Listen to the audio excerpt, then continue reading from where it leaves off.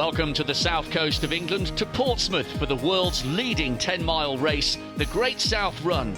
20,000 people on the start line, and at the head of the field, Ethiopian distance running legend Tirunesh Dibaba. Joining me in the commentary box, Dave Moorcroft. And first to be introduced is the European cross-country champion from a couple of years ago, Gemma Steele.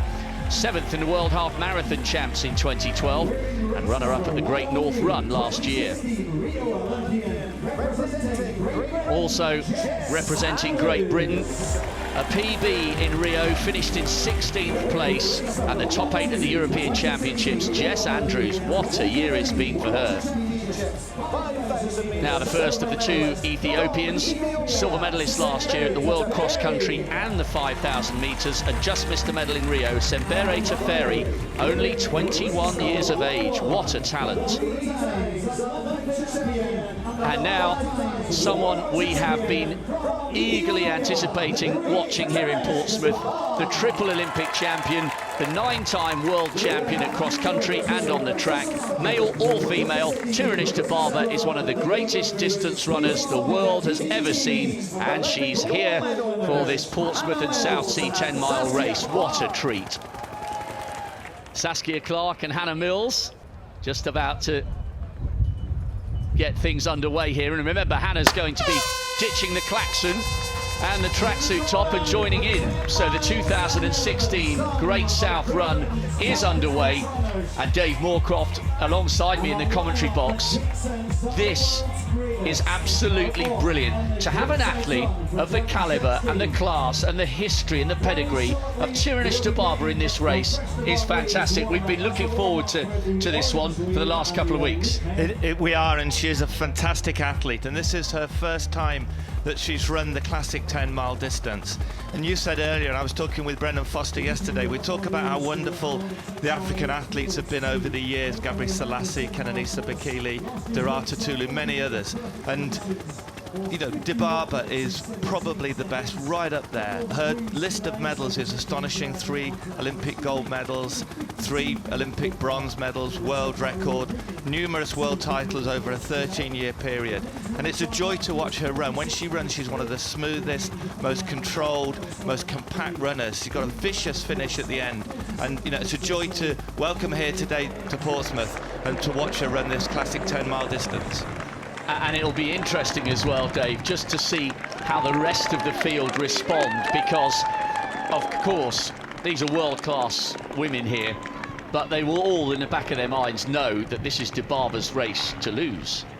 I think so. I mean, Teferi, her Ethiopian colleague, will make things difficult for her. But, you know, the likes of Gemma Steele in recent years on the road and the Great North Run, Birmingham and down in Portsmouth, has really mixed it with the best of the African athletes. But it's a tough ask, and even now, as they have the wind, unusually have the wind behind them over the first mile, there's a gap, and Dibaba looks like she's quite prepared to take it on from the front.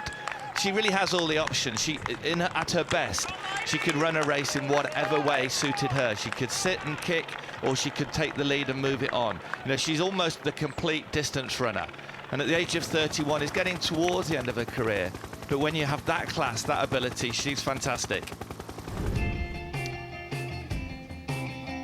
A fantastic course. 25th year since it moved from Southampton to here in Portsmouth. Heads out past the Spinnaker Tower onto HMS Victory. A beautiful tour of the historic Gunport Quays before heading out towards and past the Guildhall. And I wonder if we might get a course record this year. Conditions are absolutely beautiful. Past the Queen's Hotel between 5 and 6. And then they turn for home just past the Yompa statue, and a tailwind, very unusually, for the last 1.75 miles before the relief of the finish line just past the South Parade Pier. And they're just an indication as to the early advantage currently being enjoyed by the two Ethiopians.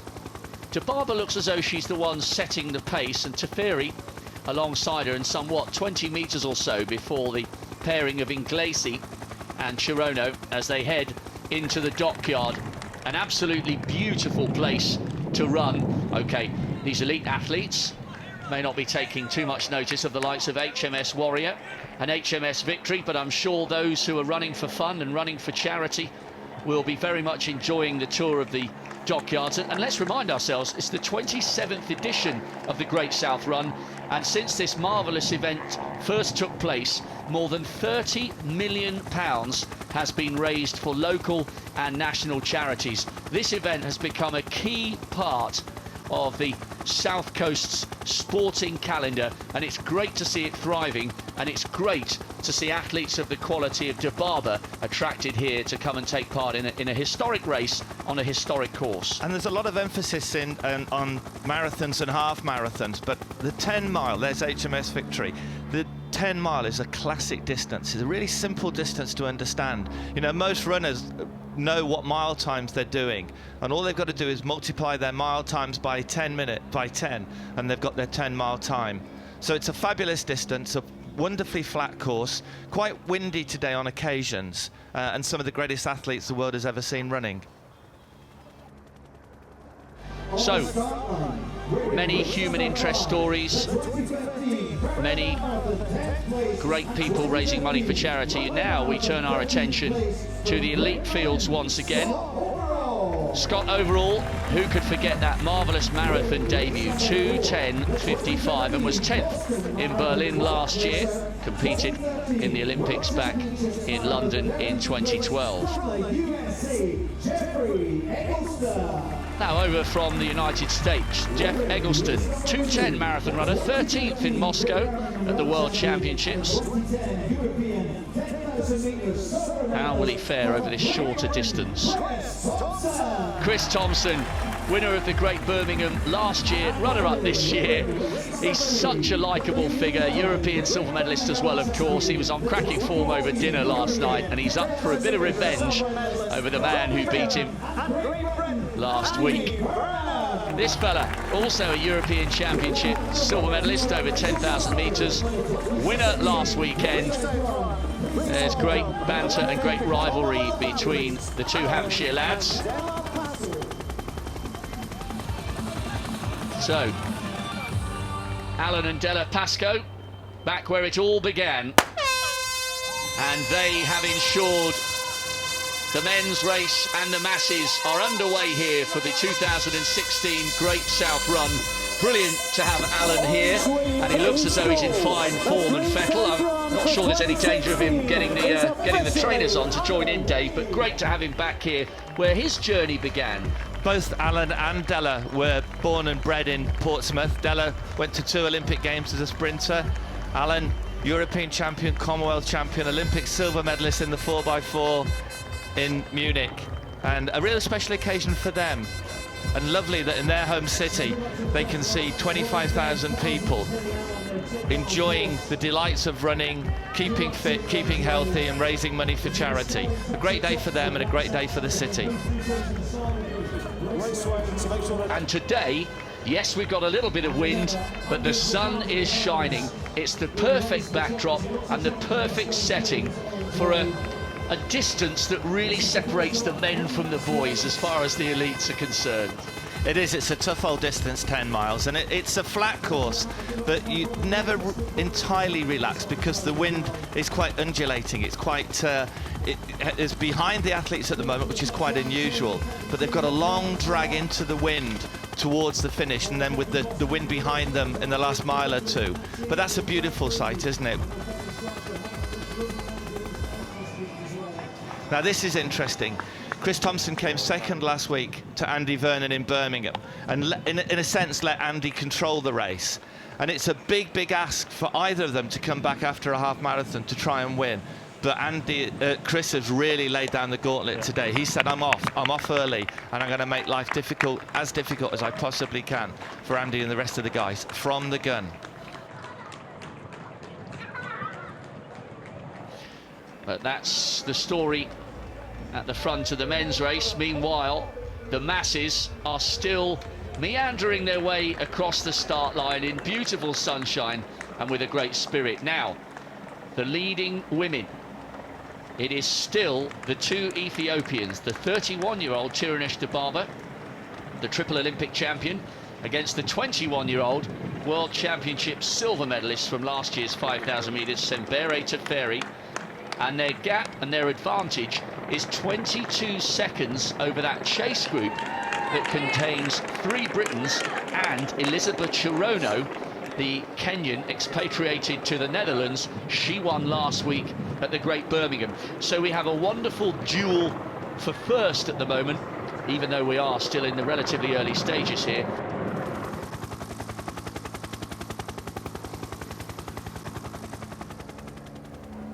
And what a place for these guys to be running. They did their interviews up on HMS Victory earlier in the week.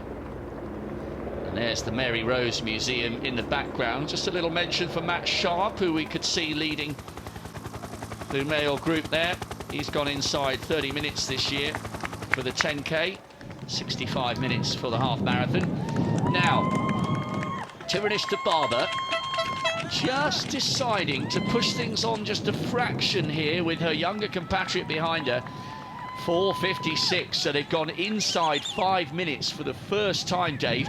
And also, the last time we saw Teferi, I just noticed her only fleetingly reaching with her left hand towards her right abdomen, and I just wondered whether she might be experiencing a stitch. Yeah, athletes get a stitch. Athletes of all standards get a stitch, and they hold their side just to try to relieve the discomfort, the cramp. But each mile has been progressively faster, and 4:56 for the last mile is really pouring it on, is faster than the average speed that would have been needed had they gone for the world record. But we can see Teferi again, she's struggling. She's got a stitch, her shoulder's probably hurt, she's trying to relax, but she can't relax. And Dibaba will sense, even though she can't see that Teferi is dropping off, she'll sense that she is.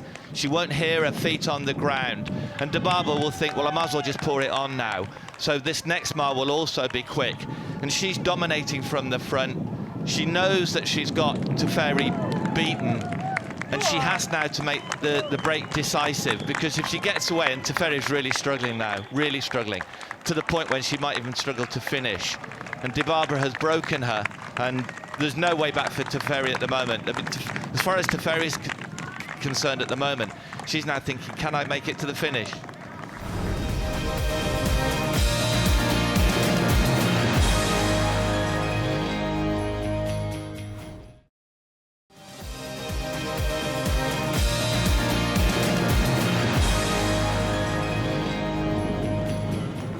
And the men are still playing cat and mouse. Andy Vernon on the left.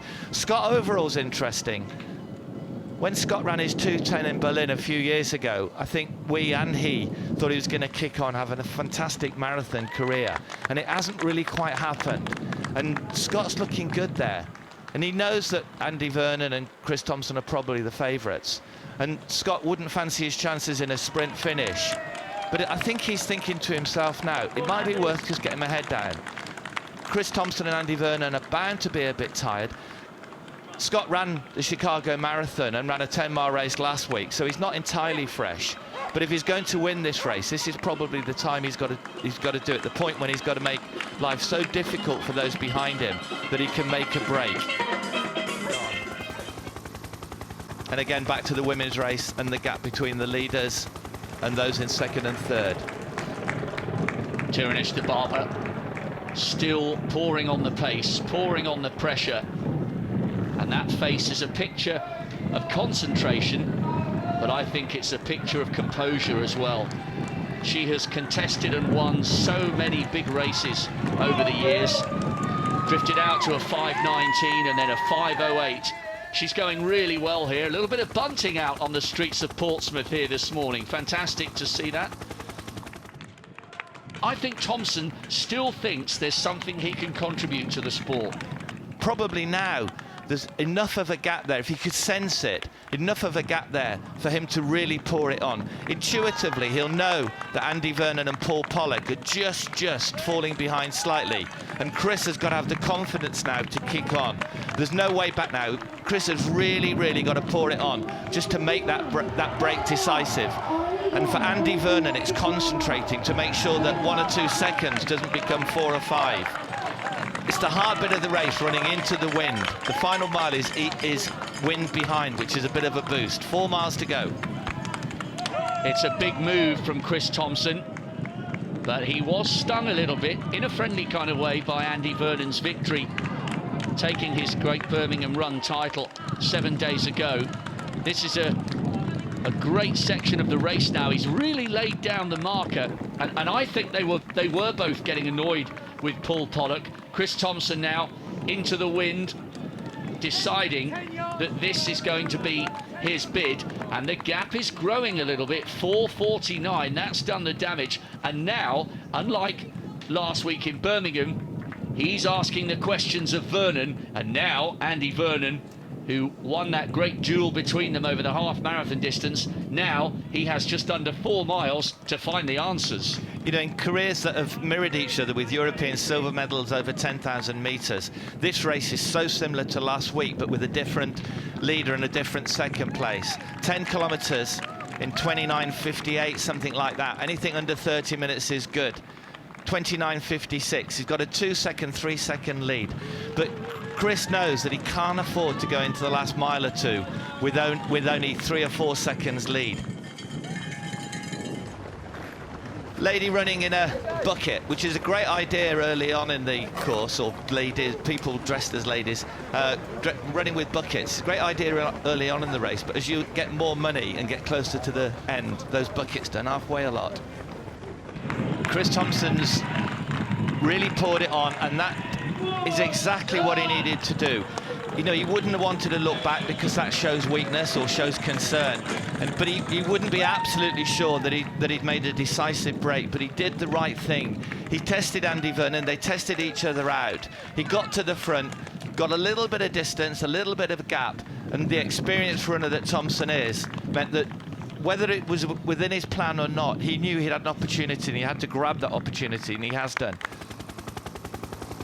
Well, Tirinish de Barber has the equivalent of 2 laps on the track separating her from victory here in the 2016 Great South Run.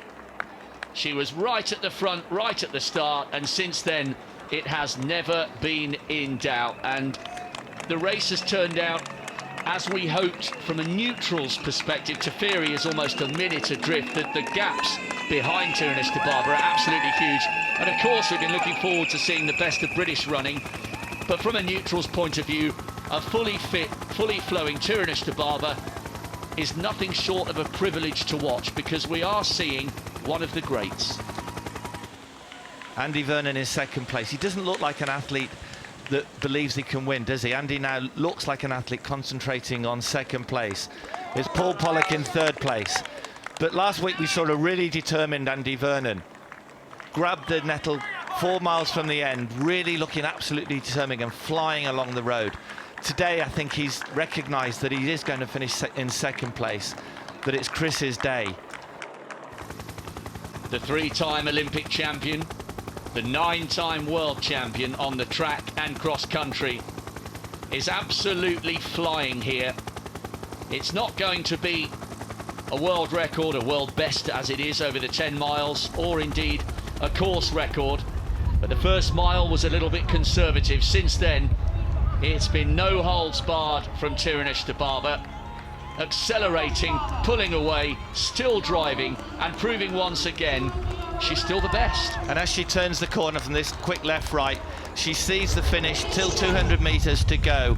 She knows she's got the race won. 200 metres is what she does day in, day out in training and in racing.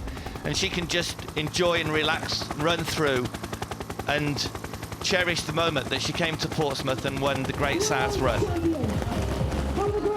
We should savour moments like this in careers like this, because athletes of the calibre of Tirinish de Barber do not come round more than once in a generation.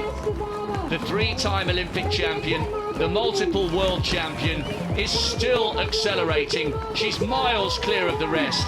It's been a demonstration of the talent that's kept her at the top for well over a decade. Tirinish de Barber is the 2016 Great South Run champion, and she made that look easy. Chris Thompson, the man who has battled so many injuries, and I know we've mentioned this a couple of times, but it is important because it helps us to put into context how much this win will mean to Chris, especially as he enters the last mile, finishing runner-up to Andy Vernon last week. Teferi has certainly endured her bad patches in this race. All credit to her for working through those, coming home inside 53 minutes.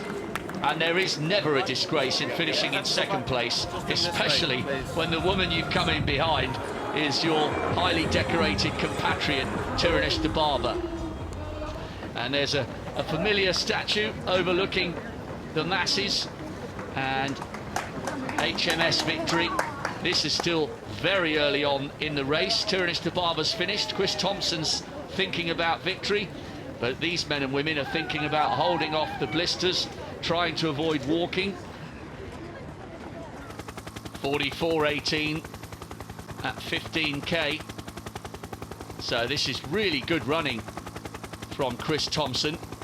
My guess was we might see a little bit of a smile, a little bit of a wave, but in a moment he'll do this quick left and right turn, and then he'll be clear to the finish. And the knowledge as he goes left, takes a look back, but he's just curious really rather than concerned. And then the right turn, then he'll see 200 meters to go, then he'll see the finish. Now he knows he's going to be the winner, and I think this will be one of the most enjoyable 200 meters that Chris has ever run in his life. It really has been a journey for Chris Thompson. Not the 10 miles on the streets of Portsmouth that have taken him to victory here in the 2016 Great South Run, but the decades he has devoted to British athletics, to his sport and to distance running. There were many times, many moments where he thought days like this were long gone and would never return. But Chris Thompson reigns supreme in the sunshine of Portsmouth here, and you can see just what it means to him. It's a lifetime best, it's a great victory, and it reassures him that he does still have much to contribute to this sport.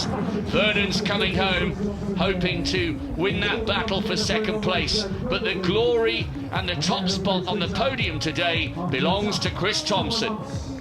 And it's really well deserved. We saw Andy Vernon safe in second place, Matt Sharp safe-ish in third. I think Paul Pollock's suffering there, so my guess is if Matt can just keep his head down at this point, he should secure third place, which I think he'll be delighted with. To finish that close to Chris and Andy is a very good achievement. Great run there from Andy Vernon, and you can see how much respect there is between the two men, and what a cracking third from Matt Sharp. Paul Pollock just being denied a place on the podium this time, and Jeff Eggleston, the American who ran so well at the Moscow World Championship Marathon 3 years ago, he comes home after a very tired day. But look at that from Chris Thompson, 47.23. The time almost irrelevant, but he joins an illustrious list of winners, the first British champion since Mo Farah in 2009. So the victory and a lifetime best for Chris Thompson, Andy Vernon second, and Matt Sharp denied Paul Pollock the third place on the podium. There was a few times in there in my time that I thought it was the end, and I know I've said it a lot, and people that know the sport will know that I've had an Achilles op and I bang on about it, but it was career changing, and I genuinely never thought I'd get back to any sort of level, let alone this. So it was huge because it felt good. It was nice to turn the tables on Andy from last weekend, and I just felt different this week to last week, and I knew he had a race in his legs which made a difference, and I'm over the moon, as you can see. But the last 4 or 5 miles, I just felt like I had an oomph in me that I didn't have last weekend. So yeah, hopefully this is just the beginning and not the end. De Barber victorious in the Great South Run. Senbere Teferi hung on for second. Elizabeth Chirono, a tired but creditable third. This race was very important to me because I am thinking of running the marathon next year. My first 10-mile race gives me a good indication of how well I am running on the road.